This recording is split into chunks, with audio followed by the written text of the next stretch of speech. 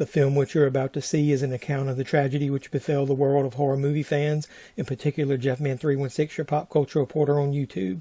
It is all the more tragic in that he was a fan of the 1974 original film, but if he lives a very long life, he could not expect nor would he wish to review another Texas Chainsaw requel in the years to come. The review of this film will lead his viewers to discover one of the most disappointing films in the annals of American film history, the Texas Chainsaw Massacre. Oh, sorry, Texas Chainsaw Massacre. Wait, why are all my words being displayed? Oh well, let's go.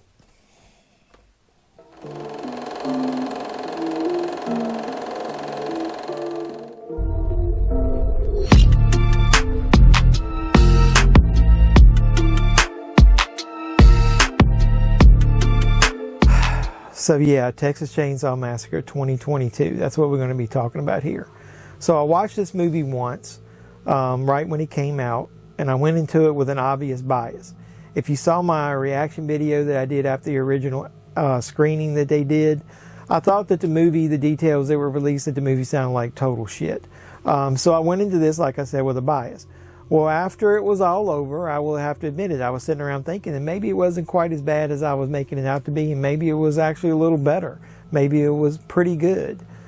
So I went ahead, and I've mentioned I wanted to review this on the channel, so I watched it again over the weekend. And I'm going to have to say, yeah, it wasn't quite as bad as I made it out to be. It's actually not too bad. Now, don't get me wrong, it's not great by any means, but I actually think there might be more good than bad. So that's what we're going to do here in this review. We're going to talk about the good and the bad, and we're going to see. So I'm going to discuss the movie with minor spoilers only. So if you haven't seen it, you might hear a few spoilers in this review. So the concept of a requel, which is basically where they wipe away everything other than the original, worked with Halloween 2018. So I'm like, why the hell not? Maybe it could work here if done right. But you have to admit, they haven't done a lot right so far. This franchise is one of the most disjointed and disappointing franchises in horror movie history. You've got an iconic horror icon here in the character of Leatherface. No one can figure out how to write a great story in this timeline? Really? Nobody can showcase this character after the first one? Now, the second one was not bad. It was a direct sequel, obviously, but it turned out to be more of a horror comedy than a straight-up terror trip. And that's what turned a lot of people off. And the rest of the films in the actual timeline here are hot garbage. Up until the 2003 remake. But like I said, that was a remake. It wasn't in this timeline. And I have to admit, the remake is pretty awesome. And it's pretty close to me as far as being just as good as the original. I am not listening to Jeffrey, but he's still talking. Okay, we'll talk about that later. Maybe I'll review that later on the channel. The rest of the movies just had some cool moments here or there, but it's not something that I'm going to watch over and over again, like the original. And then you had the direct sequel from 2013 that also isn't a terrible film, but nothing great. I think a lot of people were turned off because the timeline was so screwed up in that one. But overall, I would say I liked it. Especially the beginning, which actually hooked into the original movie. More about that later in another video, possibly. Then you had the prequel, Leatherface, and I'm just going to say that was utter horseshit. I don't even want to discuss that one at all. So next. So now you've got the 2022 film coming along, and it's a direct sequel to the original, with all the other ones wiped away. It sounded promising. You even had the final girl of Sally returning. Like I said, I heard about that, sign me up. Then that screening came along. I heard about the plot. Ugh. So, at least there were some details in that screening that were wrong after seeing it. The main one being that they kept saying it was his mother that was involved. She really wasn't his mother. Leatherface must have been dropped off in an orphanage sometime after the events of the first film. He's obviously a man-child, let's call him, based on what happened in his reactions in the first film. He's the last of my boys. He needs special care. He doesn't do well outside, you understand? That is why I can't ever leave him. So, what has he been doing for the last 40 years, you might ask? Or 40 plus years. Just chilling in this dead Texas town known as Harlow with his surrogate mother there in that orphanage building. So this town is basically purchased by a group of what they call influencers. I'm not even sure who or what they're trying to influence, by buying this town. Let's just say that the intro to this group has good and bad moments. The good is how the history of the Texas Chainsaw Massacre is played out on television during like one of those reenactment shows or reporting shows.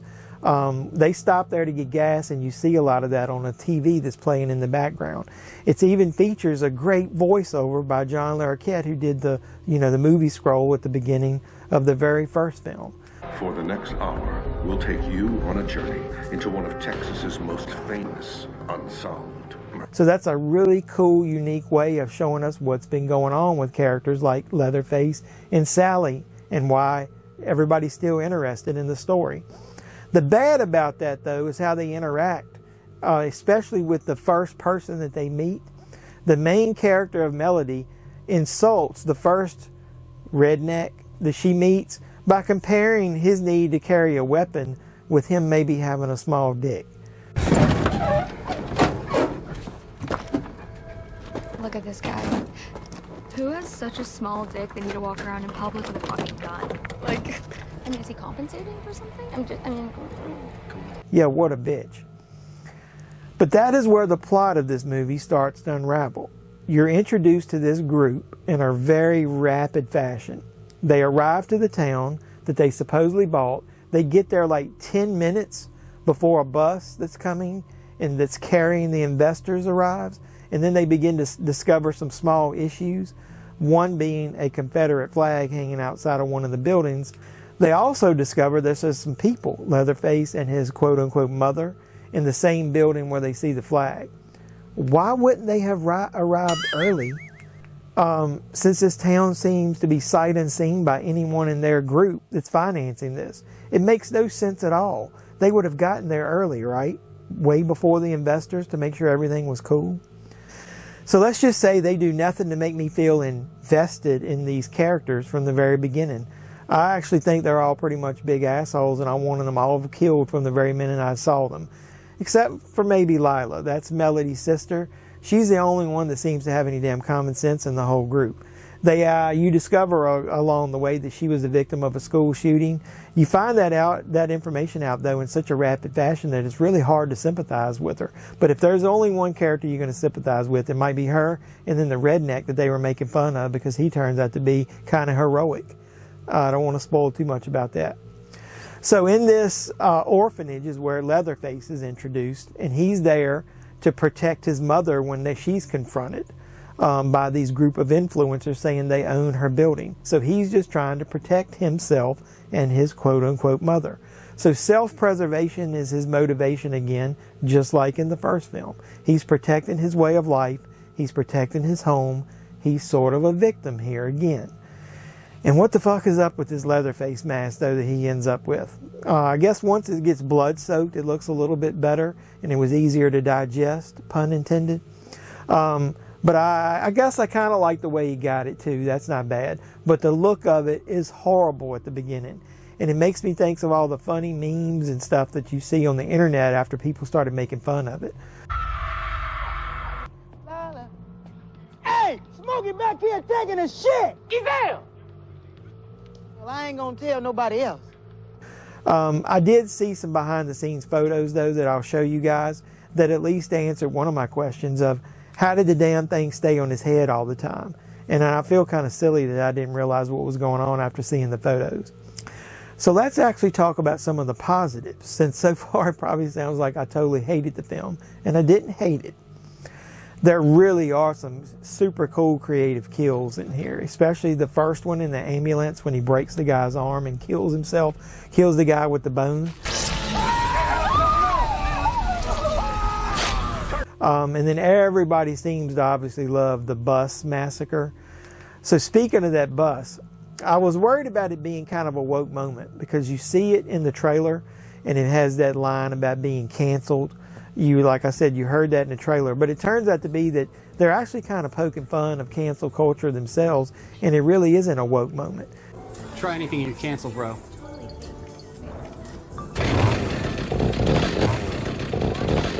Oh, fuck. It's actually them just trying to be funny.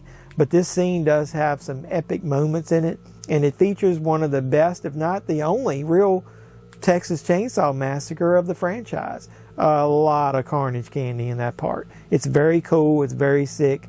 There's great lighting in that scene. The camera work is awesome. It's got a little bit of CGI in there, but because of the lighting, you don't really see it that much. And it ends with some pretty cool moments, too.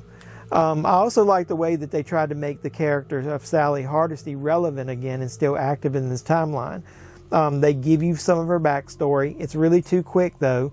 But I like the way that they introduced her character and what she's been doing. Sally, I'm afraid your old friend's back. 50 years I've been waiting for this night. The rest of the main characters, though, they're just stupid, or at least silly. Like on the bus, let's just say all those people, those investors that came into town, when Leatherface is sawing some of those people up, especially like when he's got his saw through at least one of them, what are you doing just standing there screaming? Jump your tired ass over the seats and get out of the bus. There's no way that at least one or two of them would have got out of that bus, but that's fine. I didn't care about any of them. I wasn't invested in any of them. Let them all die. And let's just say that they do show the fact that he can saw more than one person at a time. Well, I'm not going to spoil. That's a pretty cool moment, though, so watch out for that. But that's a theme of this entire damn movie. It's a series of up and downs.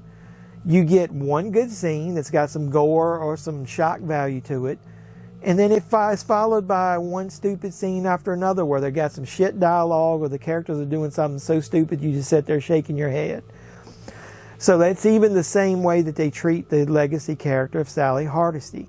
I'm not going to spoil her entire story arc by the way that they treated her character, but she's pretty historic, right? She's like, if not the first final girl that most people think of in the history of horror movies.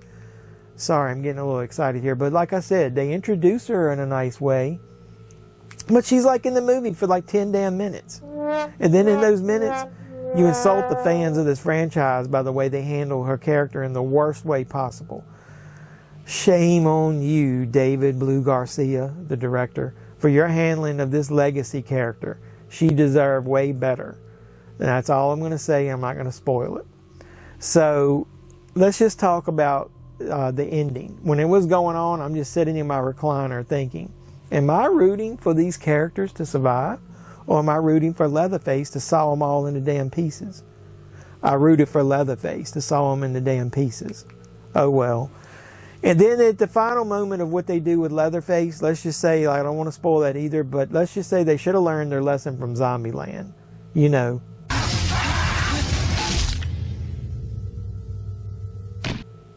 Double tap. But either way, I think that kind of sums up my opinion of the Texas Chainsaw Massacre. You see, I'm torn. There's good moments, there's bad moments. But I will say, if you just go into it where you just want a semi-good horror flick with lots of gore, you check your brain at the door, so to speak. It's actually pretty good.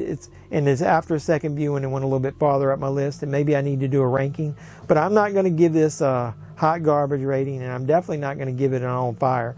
It's meh. It's pretty good. Meh. Like I said, right in the middle. If you haven't watched it, it's worth a watch. It's got some good moments.